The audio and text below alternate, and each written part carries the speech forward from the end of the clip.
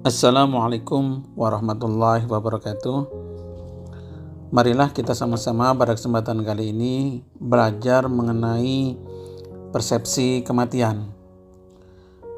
Khususnya persepsi kematian ini masuk dalam biomedical ethic dan nanti kita akan terfokus kepada masalah kematian batang otak. Pada bab ini mempunyai tujuan instruksional umum.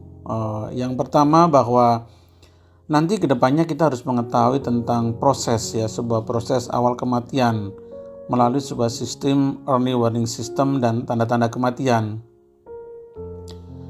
Adapun sebagai tujuan instruksional khususnya, yang pertama kita harus mampu mengenali dan mendiagnosis pada kondisi awal, yaitu early warning system tadi pada pasien-pasien yang mengalami penurunan kesadaran, serta melakukan penanganan sesuai dengan tingkat kompetensi yang ditentukan dan melakukan rujukan bila perlu. Jadi jelas kita dalam mempelajari hal ini bukan hanya sekedar kematiannya, tetapi bagaimana nanti prosesnya dan apakah kita dalam proses untuk rujukan konsul dengan atasan dan sebagainya. Jadi kita harus bisa memahami hal ini. Kemudian dalam TIK yang kedua, yaitu mampu mengenali dan mendiagnosis kondisi kematian batang otak. Yang ketiga, mampu menyebutkan patogenesis terjadinya mati batang otak. Yang ketiga, mampu melakukan promosi kesehatan dan mencegah mati batang otak. Dan yang kelima, mampu memberikan informasi kematian pada keluarga. Kalau kita berbicara tentang kematian, saya ingin membacakan sedikit sajak buat kalian dari seorang filsuf terkenal, filsuf Islam yang terkenal pada zamannya mengenai kematian. Saat aku mati, saat kerandaku dibawa keluar, jangan pernah kau pikir aku merindukan dunia ini. Janganlah meneteskan air mata, jangan meratapi atau menyesal. Aku tidak akan jatuh ke dalam sarang makhluk yang mengerikan. Ketika engkau melihat jenazahku diusung, janganlah menangis karena kepergianku.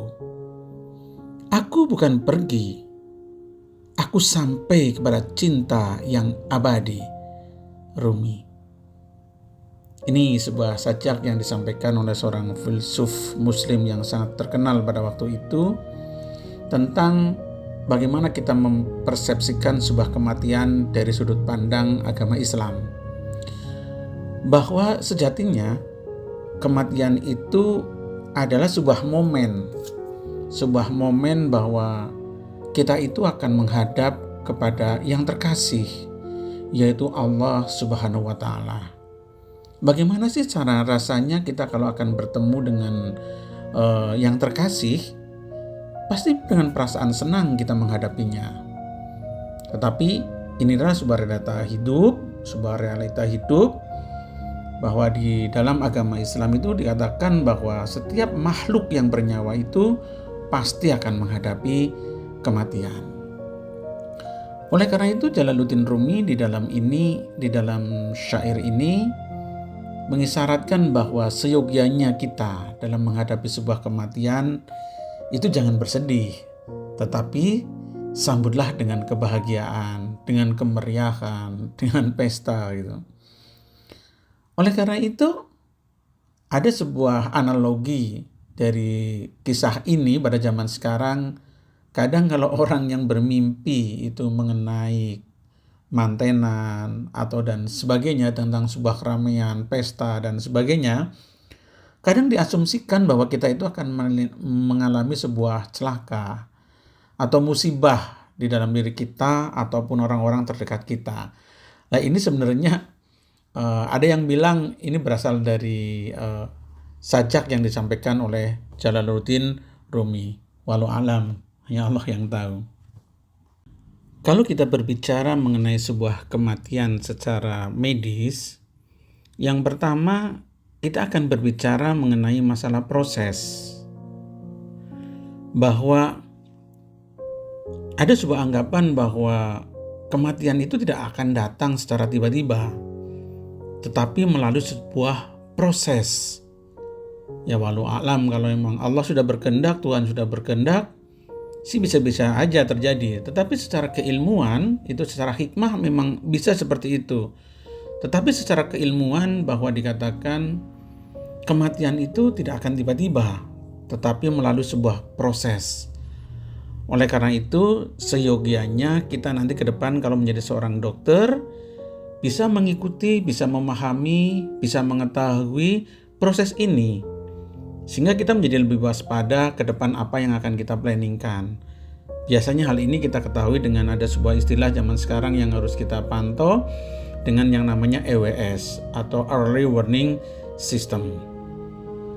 Kemudian kalau kita bicara kematian, yang kedua juga kita akan berbicara mengenai bagaimana sih kita itu mendiagnosis sebuah kematian ini, baik secara konvensional maupun kematian batang otak atau MBO, mati batang otak.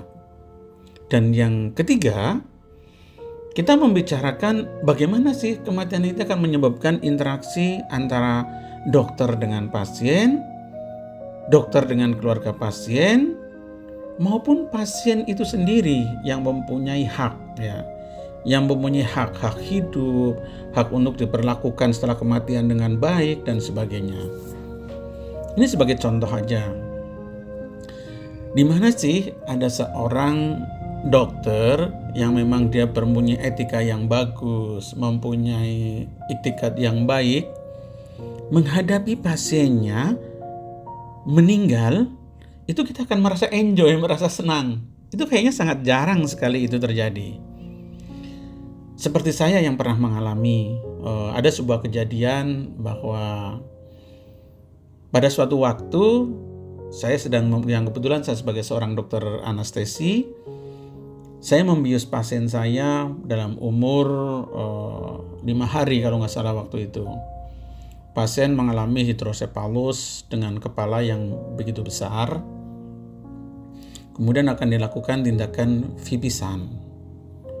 Pasien ini selama proses pembiusan, proses vipisan dan sebagainya lancar, begitu lancar dan sebagainya. Tetapi begitu sudah selesai, tinggal mau selesai, tiba-tiba pasien ini mengalami bradi, ya, mengalami proses bradikardi. Kita lakukan kita lakukan perbaikan dengan obat-obatan, dengan posisi dan sebagainya. Dalam proses ini ternyata nggak respon pasiennya, sehingga akhirnya pasiennya mengalami asistol dan meninggal. Pada saat itu saya sebagai seorang dokter mengalami down yang begitu hebat. Sampai saya terdiam, saya meneteskan air mata saya, karena ini adalah kematian yang pertama yang saya temui di dalam pasien saya sebagai seorang anestesi. Saya benar-benar terdiam dalam waktu lama, menangis, berbesmillah bahasa Jawanya itu. Menangis, memperhatikan pasien ini. Setelah saya renungi sekitar 1/4 jam sampai teman-teman saya sudah menenangkan saya, setelah saya tenang sekitar 1/4 jam, saya temui keluarganya, saya sampaikan pada keluarganya dengan segala pertimbangan, karena apa yang diberikan oleh Allah itu pasti ada suatu hikmah di dalamnya. Setelah saya sadari itu sebelumnya bahwa kalau seandainya pasien ini hidup pun dengan tanggungan kepala yang begitu besar, hidrosepalus dan sebagainya, mungkin akan membebani dia di dalam kehidupan selanjutnya. Oleh karena itu, dengan kekuatan hati saya menghadapi keluarganya. Saya sampaikan kepada keluarganya mengenai segala sesuatunya.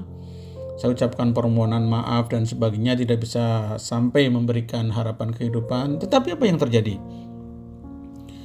Keluarga itu pun menangis, tapi memegang tangan saya dan mengucapkan terima kasih, ya, sampai dia merangkul saya, mengucapkan terima kasih telah menolong dan sebagainya. Dan inilah salah satu hikmah yang bisa kita pelajari, bahwa segala sesuatu itu pasti ada jalan keluarnya. Asal kita bisa menyadari, cukup dengan empati kita, tidak sampai kita terbawa perasaan yang begitu jauh, dengan kondisi pasien. Selama kita melakukan segala sesuatu prosedur itu bisa berjalan sesuai dengan peraturan, sesuai dengan SOP-nya atau SPO-nya, dan kita bisa memberikan pengertian pada keluarga yang baik, insya Allah semua itu akan endingnya baik juga. Oleh karena itu, di dalam setiap proses kematian, ya ini saya katakan, selalu ada interaksi antara dokter dengan pasien, dokter dengan keluarga pasien, maupun pasien itu sendiri ya. Setelah kematian dia harus dijaga kehormatannya ya. Harus tetap kalau yang sesuai agamanya, agama Islam, dia harus dimandikan, dikafani, disolati. Ya terutama di rumah sakit ini harus diperlakukan dengan sebaik-baiknya karena HPK dia ya. HPK dia harus terpenuhi. Kemudian kalau kita berbicara tentang kematian juga kita akan berbicara mengenai masalah hukum.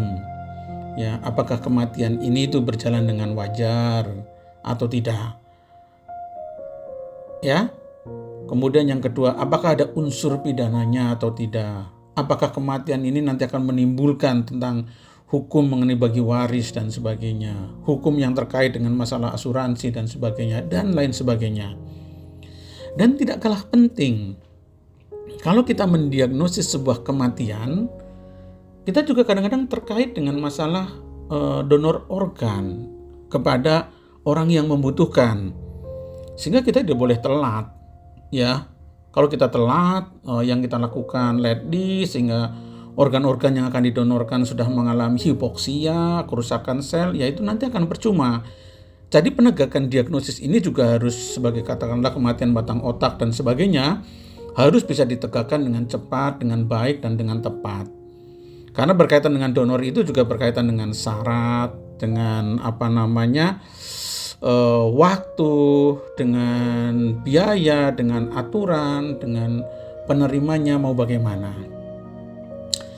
Dan kalau kita bicara kematian, juga kadang-kadang terkait dengan sebuah problem penyakit yang dipandang oleh kita itu sudah tidak akan sembuh dan sebagainya lah gitu. Sehingga kadang-kadang ada sebuah pemikiran tentang mengenai masalah euthanasia ya. Dan ini saya pikir juga ini nanti suatu hal yang lebih khusus lagi akan dibahas oleh Dr. Amalia ya. Ini terkait dengan apakah euthanasia itu akan dibuat aktif, pasif, ataukah boleh atau tidak terkait dengan KUHP pasal 344 atau Undang-Undang Dasar 45 pasal 28A mengenai hak hidup dan sebagainya.